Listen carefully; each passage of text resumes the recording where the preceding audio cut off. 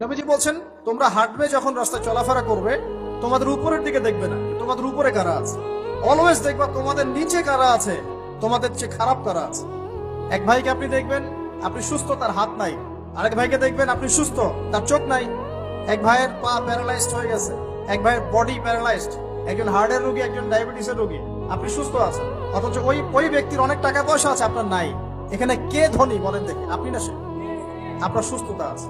আরেক ভাইয়ের অনেক বড় বড় ফ্ল্যাটস, কিন্তু আপনার এতটুকু নাই, ছোট্ট একটা বাসা। আপনার কষ্ট লাগে, আমারও যদি এমন হতো।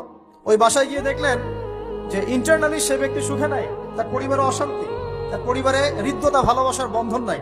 আপনার পরিবারে আছে। একটা রিক্সাওয়ালা সারাদিন রিক্সা চালিয়ে 500-1000 টাকা আর্ন করে বাসায় চলে গেল, গিয়ে বাসা আলু ভর্তা, ডিম ভাজা, ডাল দিয়ে ভাত খাচ্ছে, সুখে আছে, দিব্যি বউয়ের সাথে গল্প করছে, চাঁদ দেখছে। আর সেই তো কবে আপনি ওয়াইফ কিনে চাঁদ দেখেছেন ঠিক নাই। আপনি টাকা অর্জন করার নেশায় বছরের পর বছর স্ত্রী থেকে দূরে আছে, দেখারই সৌভাগ্য হয়। আসলে সুখ কাকে বলে, সুখটা কি জিনিস, ঢাকাবাসীকে সুখ বোঝানো দরকার। সুখটা কি জিনিস? সুখটা হচ্ছে ইন্টারনাল পিস। যখন আপনি বা আমি নিজেকেও বলছি, যখন আমরা আল্লাহকে পাবো, আল্লাহ পাকের ইবাদতের মধ্য দিয়ে, রাসূলের সুন্নতের মধ্য দিয়ে অল্পে তুষ্ট থাকতে পারবো, যা আছে এতে শুকরিয়া আদায় করবো, আপনার চেয়ে সুখী মানুষ দুনিয়াতে কেউ নাই দুনিয়া। কিন্তু বস্তুবাদিতা আপনাকে এই আকীদা ও আদর্শ থেকে সম্পূর্ণ ডিমোটিভেট করে দেবে। আপনাকে খালি চাই চাই আরো চাই।